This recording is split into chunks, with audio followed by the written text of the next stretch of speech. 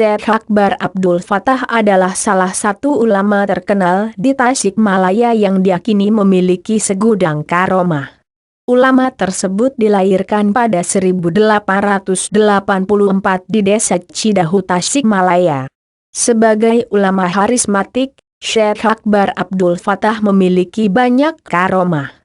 Suatu hari, dalam perang kemerdekaan, pasukan Hizbullah yang terdiri dari para santri pimpinan Syekh Akbar Abdul Fattah dijatuhi bom oleh pesawat Belanda. Namun, bom-bom itu tidak meledak.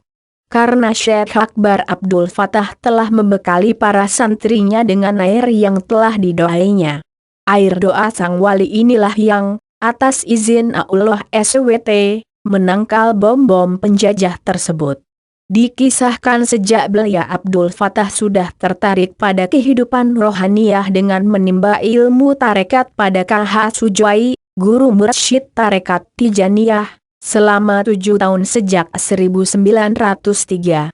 Selama menjadi santri, Abdul Fattah terkenal dengan sebutan si linggis, karena analisisnya terhadap berbagai ilmu agama yang sangat tajam. Terutama ketika dia mampu menganalisis dengan menggunakan ilmu nau dan saraf dengan pendekatan tasawuf. Dia suka belajar dengan membaca berbagai kitab, sehingga beberapa pelajaran yang belum sempat disampaikan oleh gurunya sudah dikuasai.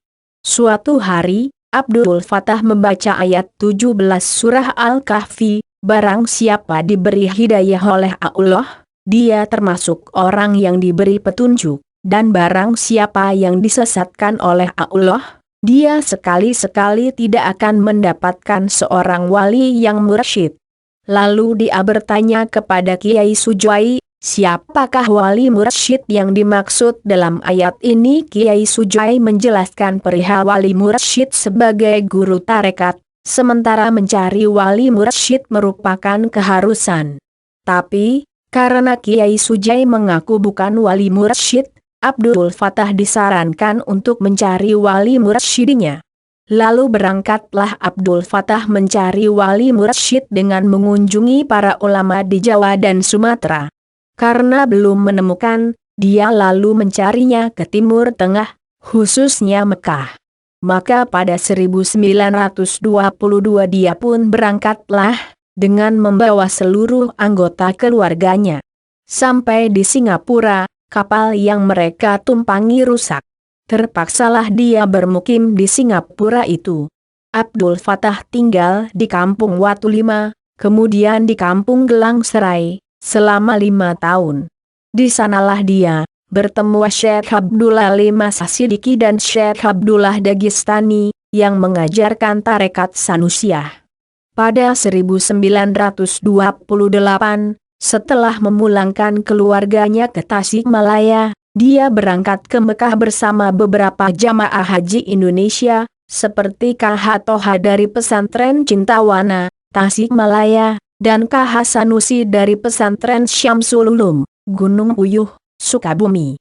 Selama di Tanah Suci, Abdul Fattah bergabung dengan Zawiyah Sanusiyah di Jabal Kubais, mengaji kepada Syekh Ahmad Syarif A.S. Sanusi selama 5 tahun.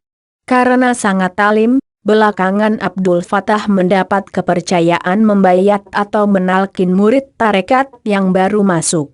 Selama belajar tarekat kepada Syekh Ahmad Syarif, dia sempat mengalami berbagai ujian. Suatu hari, ketika tengah mengajar, Syekh Ahmad Syarif mengamuk dalam majelisnya. Apa saja yang ada di dekatnya dilempar ke arah murid-muridnya. Semua muridnya lari berhamburan karena takut. Namun, Abdul Fattah tak bergeming, tetap diam di tempat. Sebagai guru mursyid tarekat, Syekh Ahmad Syarif biasa duduk di kursi istimewa, dan tak seorang pun berani mendudukinya. Sebab, siapa yang berani mendudukinya, badannya akan hangus. Suatu hari Syekh Ahmad memerintahkan Abdul Fattah untuk menggantikannya mengajar. Maka dengan tenang Abdul Fattah duduk di kursi istimewa itu, tanpa ada kejadian apapun yang mencelakakannya. Akhirnya, pada suatu hari, Syekh Ahmad Syarif memanggilnya. Dia menceritakan, Semalam Rasulullah SAW memerintahkan untuk melimpahkan kekhalifahan tarekat Sanusiah kepada Abdul Fattah Al-Jawi untuk dikembangkan di negerinya. Sejak itu Abdul Fattah mendapat gelar Syekh Akbar Abdul Fattah. Setelah itu, lebih kurang 2 tahun kemudian, Syekh Ahmad Syarif A.S. Sanusi pun wafat. Karomah yang lain terjadi ketika Syekh Abdul Fattah ingin berziarah ke makam Rasulullah SAW di Madinah. Membawa bekal secukupnya, bersama beberapa kiai dari Jawa, dia berjalan kaki menuju Madinah. Di tengah perjalanan, rombongan itu diadang perampok bersenjata pedang. Syekh Akbar lalu memerintahkan rombongannya melepaskan apa saja yang ada di tangannya ke kanan dan kiri, sebagai kepasrahan seorang hamba yang lemah tak berdaya. Sambil melepaskan apa yang dimiliki, Syekh Akbar berteriak dengan suara lantang, "Assalatu wassalamu alaika ya Rasulallah. Kat hilati, adrikni ya Rasulallah, selawat dan salam sejahtera atas Tuan, wahai Rasulullah. Mohon lenyapkan rintangan jalan kami menuju Engkau, wahai Rasulullah. Ajaib. Kontan para perampok itu berteriak-teriak kesakitan sambil memegang leher mereka, "Ampun ya Syekh Jawa, ampun ya Syekh Jawa. Panas, panas." Pemimpin perampok itu lalu mohon dibebaskan dari siksaan. Kemudian Syekh Akbar pun mendekati dan menepuk pundak para perampok itu satu per satu. Barulah rasa sakit karena panas tak terkirakan di tenggorokan itu reda. Seketika itu pemimpin perampok menyatakan bertobat, dan bersedia mengantarkan rombongan kemana saja. "Kalian adalah bangsa Arab yang berdekatan dengan kampung Rasulullah SAW, sedangkan kami datang dari negeri yang sangat jauh tapi demi berziarah kepada Rasulullah SAW. Tidakkah kalian malu melakukan hal yang tidak terpuji ini? Sudah sepantasnya kalian lebih berbangga daripada kami, karena negeri kalian dikunjungi banyak orang dari seluruh pelosok negeri." Pada 1930, Syekh Akbar Abdul Fattah pulang kampung dengan membawa ajaran tarekat Sanusiah, yang di kemudian hari berganti nama menjadi tarekat Idrisiyah karena 3 alasan. Pertama, untuk berlindung dari tekanan politik kaum kolonialis Belanda. Kedua, kandungan ajaran kedua aliran itu sama, karena Idrisiyah juga merupakan anak tarekat Sanusiah, yang sama-sama berguru kepada Syekh Ahmad bin Idris. Ketiga, untuk mendapatkan berkah Syekh Ahmad bin Idris atas keistimewaan lafaz zikirnya yang diajarkan oleh Rasulullah SAW dan Nabi Khidir, yaitu fi kulli lamhatin wa nafasin adada mawasi'u ilmulah. Di Cidahu, Syekh Akbar Abdul Fattah menghadapi berbagai tantangan, baik dari penjajah Belanda maupun para jawara. Namun semua itu dia hadapi tanpa takut sedikit pun.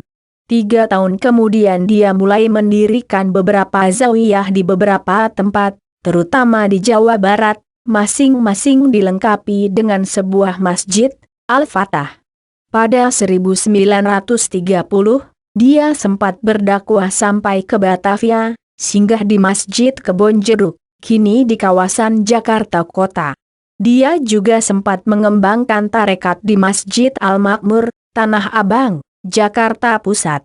Suatu hari dia mengembangkan tarekat di Masjid Al-Falah di Batu Tulis, kini di kawasan Harmoni, Jakarta Pusat. Di sana dia juga harus menaklukkan para jawara. Dan sejak itu syiar dakwah Islam terus berkembang.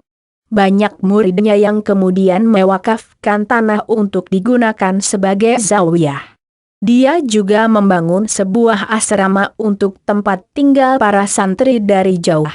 Di tengah kesibukannya mengajar di Batavia, 2 minggu sekali dia menyempatkan diri mengajar di kampung halamannya. Pada 1940, karena pesantrennya di Cidahu sudah tidak bisa menampung jamaah, dia lalu memindahkannya ke Kampung Pagendingan, Kecamatan Cisanyong, Kabupaten Tasikmalaya. Salah satu karomah lainnya yaitu ketika seorang nelayan terdampar sampai ke pantai Australia. Dia kemudian berdoa, "Ya Allah, mengapa Engkau asingkan aku yang lemah ini di sini? Padahal, aku hanya bermaksud mencari nafkah buat anak istriku.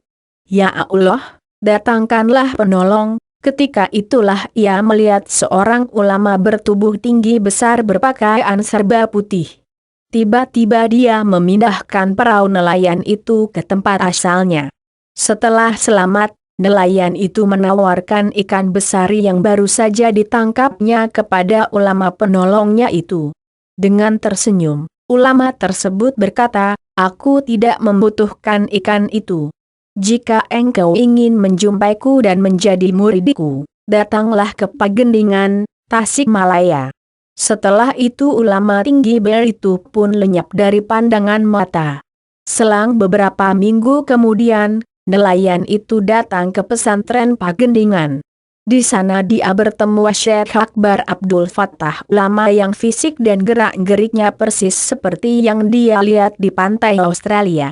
Syekh Akbar Abdul Fattah wafat pada 1947 dalam usia 63 tahun, dimakamkan dalam kompleks pesantren Al-Fatihah Al-Idrisiyah, Jalan Raya Ciawi KM 8, Kampung Pagendingan, Kecamatan Cisanyong, Kabupaten Tasikmalaya, Jawa Barat.